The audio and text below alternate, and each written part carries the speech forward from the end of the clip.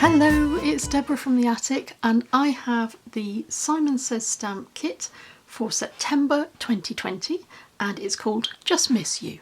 Now, I'm a bit late getting this out to you. We're still having some delays with postage from US to UK, which I believe is COVID related. But I hope that this will give you some inspiration for what you can do with your kit if you already have received it. I'm going to dive straight in and start with the stamp. This is a 6x8 stamp called Just Miss You, and it's quite appropriate for the times we're living through. And there are some very nice sentiments, some very detailed sentiments in here. And there's also this large sending smiles stamp here, which I will mention a little bit later on because it ties in with something else in our kit. But there are also some nice images, there are clouds, there are some hearts, and we'll have a closer look at this when we start to make our cards. The papers are all 6x8, there are 12 of them, and they're double-sided. They're by Vicky Bouton and they're called Let's Wander. I'm going to hide the lollipop and I'm going to move on to this jewel picker. I actually already have one of these. They're really, really useful. They have a narrow sort of pointy end, and they also have a larger end, and that's so you can pick up small or large items such as sequins. And these sequins are from Simon Says stamp and they're called Smiles. And those colours will work really beautifully with everything else that's in the kit, and you even have a little jewel picker to help you apply them to your projects. Now this is a pack of Let's Wander mini cards and envelopes, and let's have a closer look at these. These are miniature cards and envelopes, and they're really rather sweet. I've decanted them so you can see. There are 6 envelopes, and they all have on the inside, they have a different pattern on the inside, and they also have these rather sweet little cards. And each envelope holds a card. This is what I was referring to earlier when I mentioned the stamp in the stamp set. And although I haven't tried it yet, I'm hoping that that stamp will match with this die. And then we can cut out the words, and then there is also a matting die as well. We have 2 cards, one standard size, one a little smaller. There is some information about Stamptember, which is going to be coming around the corner really, really soon. And our cardstock is very bright and bonny. We have white, dull pink, sunshine, royal purple and peacock.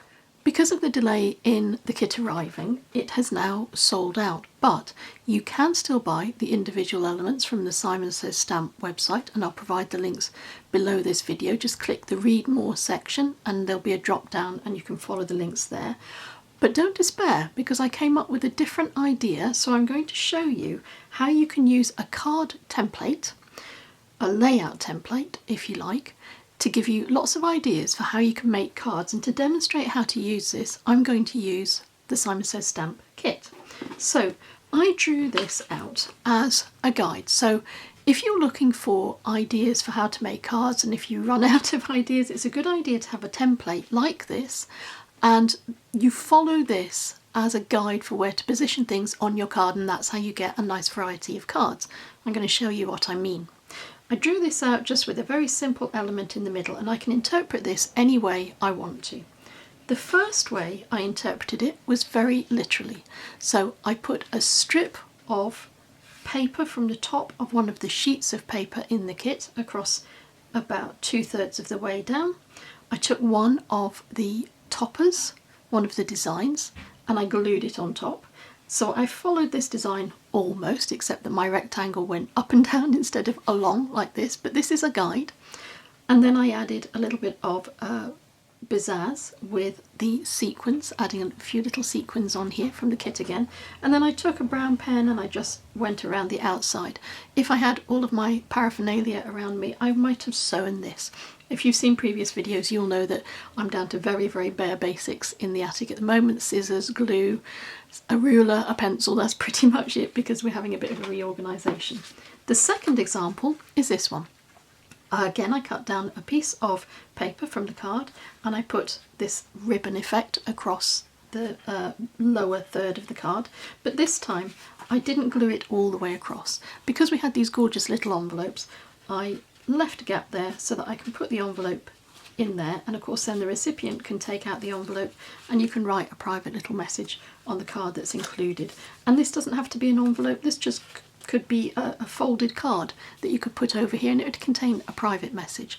And then I found these pink sequins in the kit and I used them just on some of these pink dots so that then everything tied in and it made the top half of this piece of paper look slightly different to the lower half.